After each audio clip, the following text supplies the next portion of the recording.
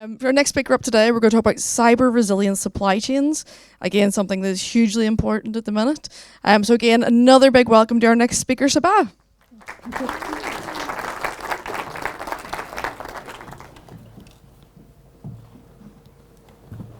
Hello everyone, and thank you for joining me. I'm Sabah Suhail, and I'm a research fellow at Ulster Technological University, Ireland. So I came from Chook to here to attend this lovely audience and to share my learning with them. So today I will talk about how can we build cyber resilient supply chains, where I will be focusing on food supply chains by using digital twins. So in today's discussion, I will start by giving some of the real world cyber attacks on food and retail sectors. Then we will see that what makes a supply chain resilient and what is the role of digital twins in this regard. And finally, I will wrap up the discussion by mentioning some of the research opportunities that needs to be addressed. Now, some of us are might aware that globally, the food and retail sector, they have experienced high-profile cyber incidents. Here, I would like to talk about one such incident in 2021, where JBS is one of meat processing plant in the US, it got hit by a ransomware known as R-Evil or Ravel. And because of this ransomware attack, 9 of the meat processing plants within the US, they got shut down. The meat price got increased up to 25%. And the meat supply, it just not halted within the US, it also halted across the other countries such as Australia as well. And the worst of all is that the company ended up in paying $11 million to the ransomware group. And if we specifically talk about the UK, I'm sure most of you have heard about like 2025 was a bit difficult year for the UK, particularly because of the cyber attacks on this food and retail sector. And here I wanted to talk about in April 2025, the cyber attack on Marks and Spencer, which we have seen that it has caused operational disruptions, stock shortages, logistic issues, reputational damage, data breaches, and the worst of all is that it has faced £700 million drop in market value. Now, considering all these situations, the next question is that what is the stance of UK government in this regard? Now, the NPSA, they have recognized food as one of the critical national infrastructure because it plays an important role in the economy, human safety and health, and even the national security.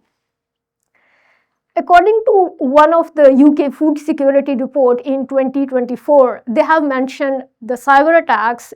Apparently, they're happening on the food sector, and these cyber attacks could be hacktivism, insider threats, espionage, phishing attacks, and so on. So apparently, they are happening on the food sector, but they are also impacting the other highly interconnected infrastructures, such as energy, transportation, and water. And if you see at the figure on my left-hand side, there are also the other critical national infrastructures.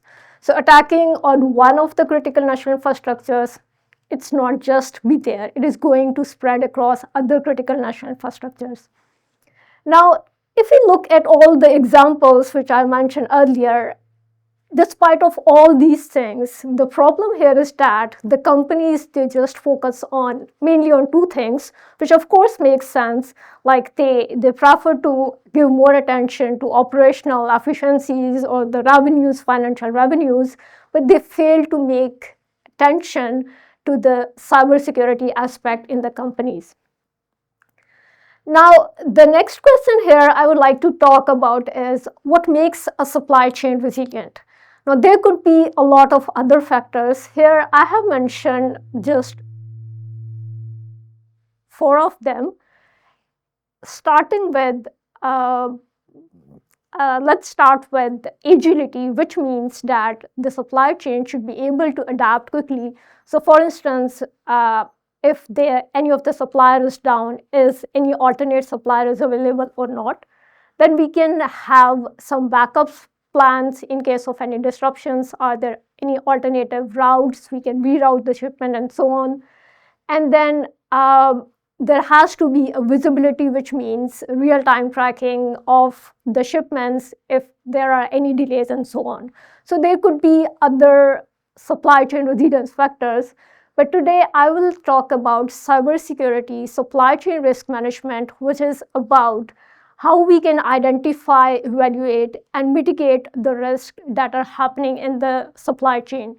And in the upcoming slides, we will see that if because of the issues in the cyber resilience, the overall operational resilience of the supply chain, it can collapse. Now, one of the solutions which has been proposed for quite some years is how can digital twins help us to make a supply chain cyber resilient. Now, digital twins, we can call them as the virtual living models of their physical counterparts, and they are able to mimic or represent their physical counterparts in terms of their attributes, their characteristics, their state, the context, and so on. Digital twins operate by getting data from their physical counterparts, and this data could be the real-time sensor data or it could be the historical data. They process that data and then they are able to provide objective specific insights, which could be prediction, optimization, risk assessment, and so on.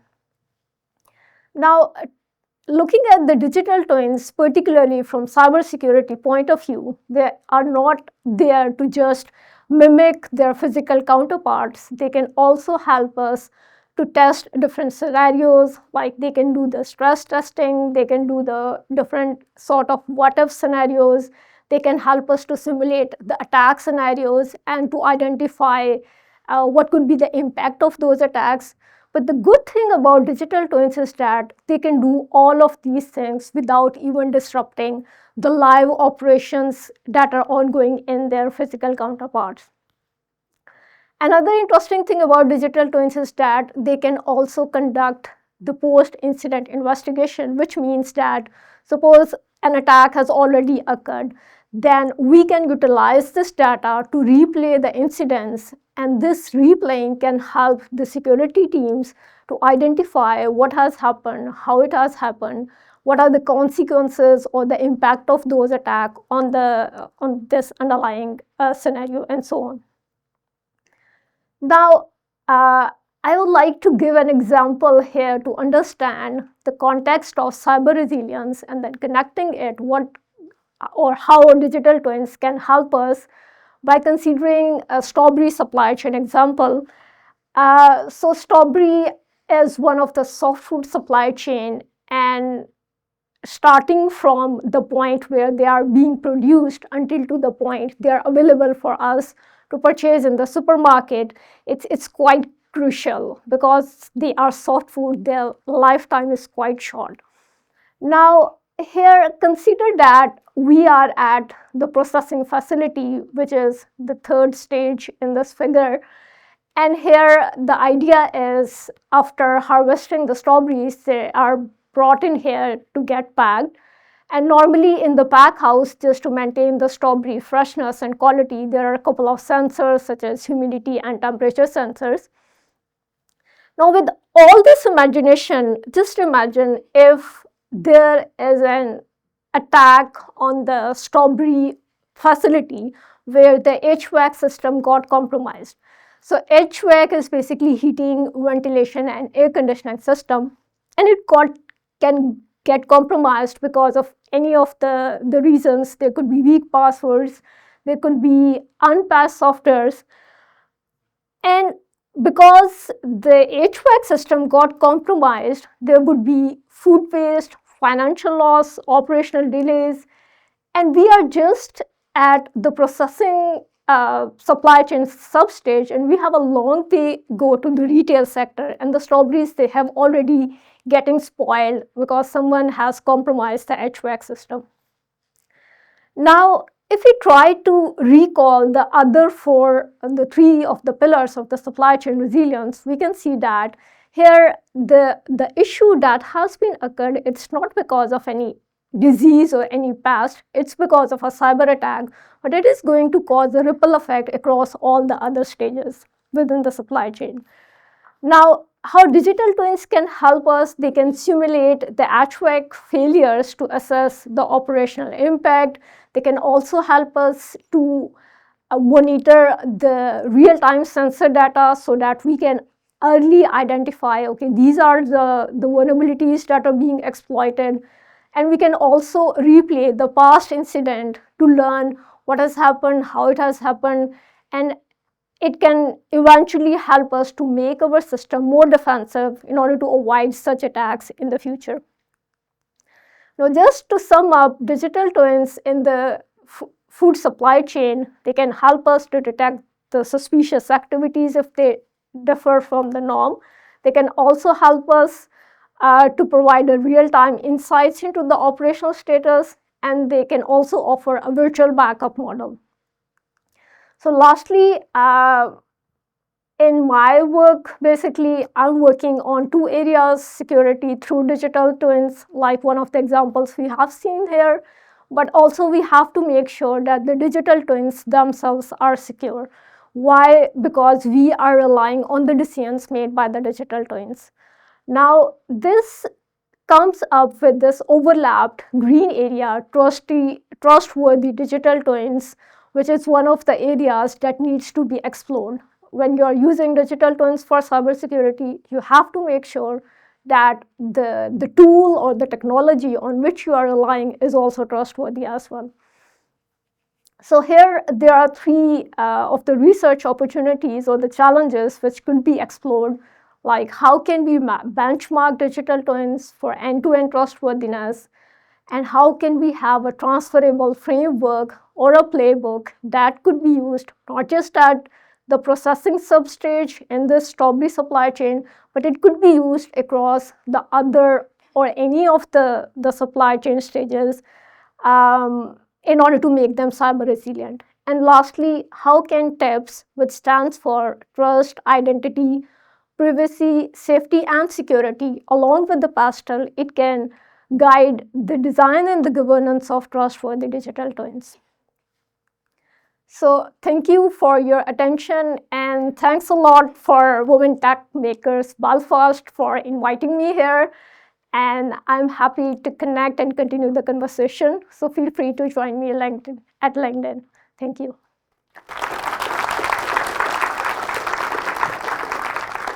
That was great. Thank you very much. Does anyone have questions? Oh, yeah, at the top. I'm just checking there's none here where I could do a quicker route. I think I'm going that way. Okay, hang on. I love to talk. I think it's really important. We need to keep Marks and Spencer safe. I don't know if anyone else last year experienced trying to get cans of cocktails from them. You could only get the big multi-packs. It was a dark time, but we got through it. Sorry, can I ask you to pass this down?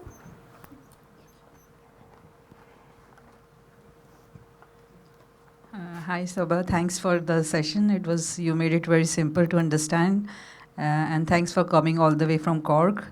I have just very basic, simple question here. Like, when you say digital twin, how, at tangible level, in practical sense, how does it look like? What exactly it means? Are you going to mimic the entire supply chain digital system? And how does it play in AI ML role? Like, how does AI ML role plays there in digital twins? Thank you for this excellent question. And I would say that the first thing is it depends on your objective. And when you define the objective, like in our case, the objective is to make the system cyber resilient. But there could be other objectives. We want to optimize any operations, or we want to do the production.